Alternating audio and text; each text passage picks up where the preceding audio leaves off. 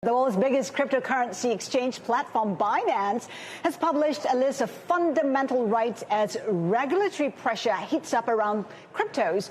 CEO Changpeng Zhao, CZ, is arguing that everyone should have access to financial tools like crypto. He joins me here in the Lion City. You know, just to add to the comment that we just heard, I heard from Vikram Pandit himself. He says that in the next 2 years, every bank will have to take a look at cryptos. Your thoughts on that? Absolutely. I think they should have done that 4 years ago. But now it's not too late. We're still at the beginning of the industry. So absolutely. I think any financial institution, any bank, to be honest, any person should be looking at crypto. If you learn about it, understand it, and still don't like it, that's okay. But not learning it is irresponsible. You can only do what the regulators allow you to do. China says, no way, Jose. Singapore keeping an open mind. And other countries possibly somewhere in between. In your conversations with regulators, what are you hearing? What are the main concerns, and how are you trying to address it? Sure. I think different regulators are approaching this problem, approaching this situation, this innovation differently. I think China still is very progressive on blockchain innovation. They're actually piloting a central bank digital currency. And it's a very typical Chinese fashion. They block everything else. They block Google, Facebook, Twitter, etc., and they have their homegrown versions. I think they're trying that similar approach with crypto. So it's not that blockchain is bad. They are very much adopting that technology, just a different approach. Whereas U.S. is probably probably the most advanced in terms of crypto regulations. We have, cryptocurrency exchanges getting listed on NASDAQ. Other countries like El Salvador is now using that as a legal tender. So different degrees. There's different degrees of different approaches. I think Singapore is fairly progressive in their approach. Singapore AMS is a tough regulator, but Singapore is very welcoming to innovation, and I think we've seen a lot of projects here.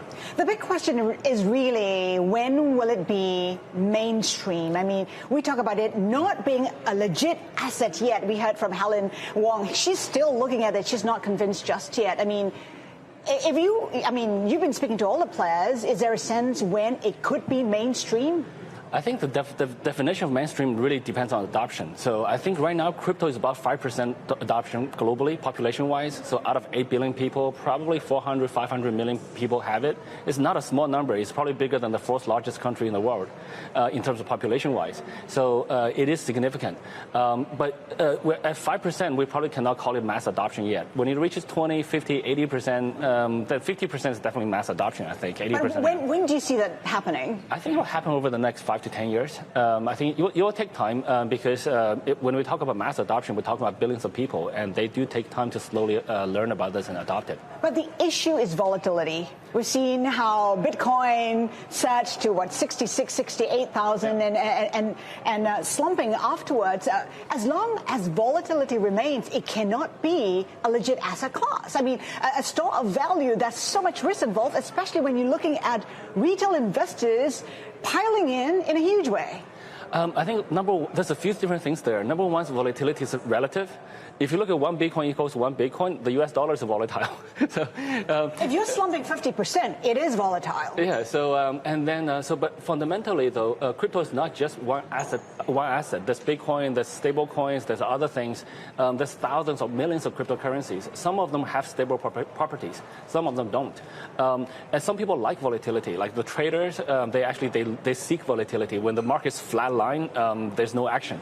So but for payments, for everyday use, we want a currency that's relatively stable in terms of purchasing power. The fiat currencies also do not have a stable purchasing power. They usually decrease. So depends on what you want. But just because it's a little bit volatile, it's a little bit new, it doesn't mean it's not legit. It's I think there's 400, 500 million people who holds it and who values it. CDRCs, increasingly more and more central banks are looking at their own digital currency. Yeah. How will that change the playing field? What does it mean for the likes of Bitcoin? Is it dead? No. So I think any new blockchain-based currency or tool is good for the industry.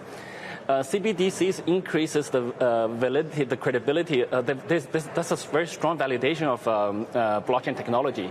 And now central banks are issuing it. And they also provide a very good education channel because now the government are educating the masses on blockchain technology. And when you learn about blockchain, you have to learn about Bitcoin.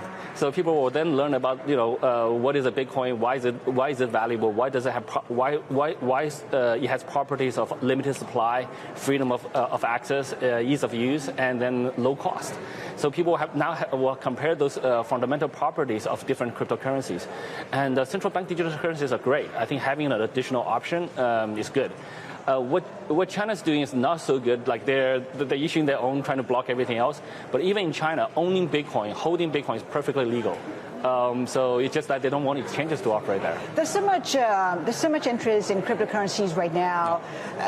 You own the biggest exchange. What are some of the key takeaways, key trends that you're seeing on a daily basis? I just think, the industry is getting bigger and the use cases are getting more advanced. So 2013 was just Bitcoin. 2017 there was ICOs. Anyone can issue a token and do their own project. So that's what I call blockchain fundraising globally. That's a tool that wasn't available before cryptocurrencies. And even today in fiat currencies, you can't do that. It's not possible. NFTs, now 2021, 2020, that was DeFi. 2021, now NFTs. Now it allows artists to monetize their work globally from their user base.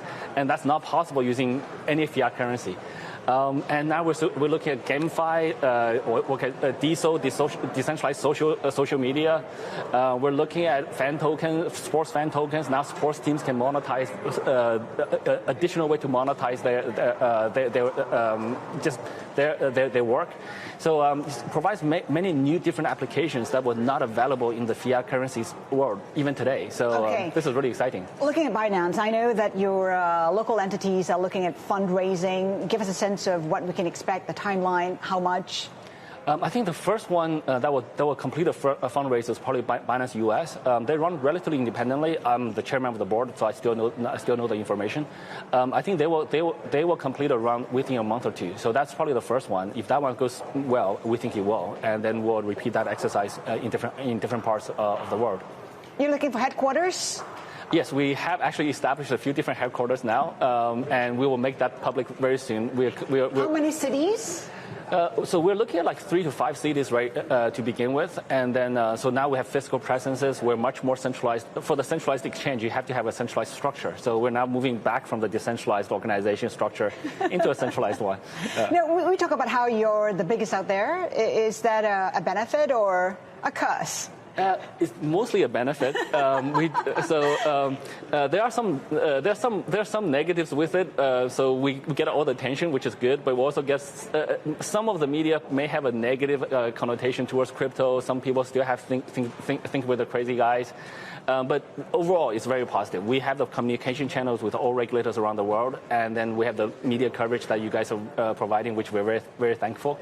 And it's just we have the user credibility. The users love us, and so it's very good for business growth.